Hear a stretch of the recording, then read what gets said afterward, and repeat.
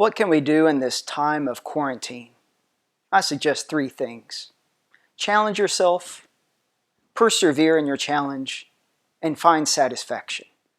You might have seen a video of me playing guitar, sitting on a toilet. Those were my blues days. Very sad. But you might have thought, he plays okay. Little did you know that I started with just a mustard seed of talent when I was 12 years old. What I did have was a challenge in front of me and perseverance. So much so that some days my fingers even bled. I was playing so much and so hard, but I persevered. And now I can find joy in it. Is there a challenge that's been on your mind for some time and you never had the opportunity to try it? It could be playing a musical instrument, reading the entire Bible from Genesis to Apocalypse, painting, etc. Parents, you might have teenagers at home that are learning how to drive. Let me share my experience. Buckle up, this might be rough. My first car was a manual, compact brown wagon. I affectionately called it the honey wagon because all the ladies loved it. I found out later in life that honey wagons up north are trucks that carry off sewage. Driving a manual transmission car is a huge challenge for a beginner. By the way, parents, it also keeps their entire body, hands, feet, and eyes busy. There's no time for texting. Plus, it is a theft deterrent. No one wants the trouble of shifting gears manually. It is a huge challenge, but with perseverance, there's a great satisfaction in rowing through the gears yourself. Late in life, I learned a technique that makes driving even more enjoyable and satisfying. You can use your 2 feet to operate the 3 pedals at once when braking and downshifting.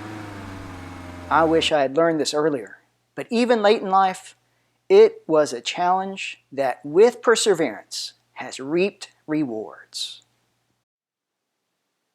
Of course, challenges, perseverance, satisfaction also apply to the spiritual life. The tough road is almost always the right road. If you find yourself in a situation where you have to make a hard decision, the easy way out is not the answer. You've got to step up to the challenge, persevere in doing what is right, and in the end, you will find satisfaction and peace of mind.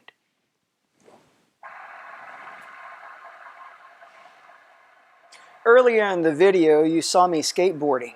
I started 2 years ago in 2018 on Ash Wednesday. It was one of the greatest penances I've ever had. I'm sure you can imagine why. Concrete is not too forgiving. I used to say my prayers early in the morning. The office of readings, morning prayer, the liturgy of the hours. I'll put a link up above and below for a video on that. How to pray the liturgy of the hours. I would pray office readings, morning prayer. It'd take about half an hour. And then I would go out before the sun would rise to skate a little bit. And that would be before the kids get on the bus and people get to work, so no one would see me. It was a great challenge. And it was satisfying, especially when landing a trick, being able to ollie over a crack. But I rarely skate anymore. And it isn't because the challenge beat me. It's because a larger challenge came up in the life of the church. The summer of shame came with ex-Cardinal McCarrick. I knew that I had to pray more, so I switched to using the traditional breviary in Latin. And here's the challenge. I don't know Latin all that well.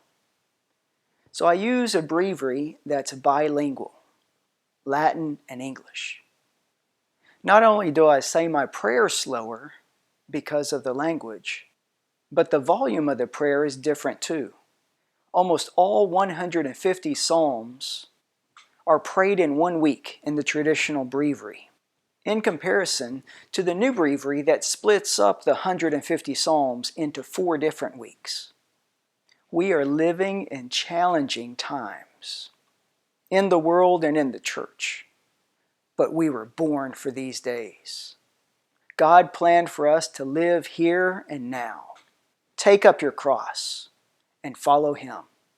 Persevere and experience the love that is beyond all telling. Nothing could be more satisfying. God bless you.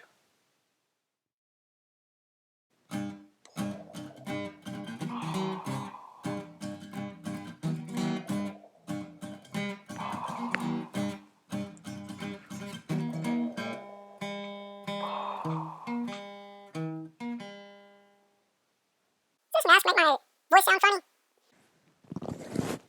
Yeah, I think it did make my voice sound funny.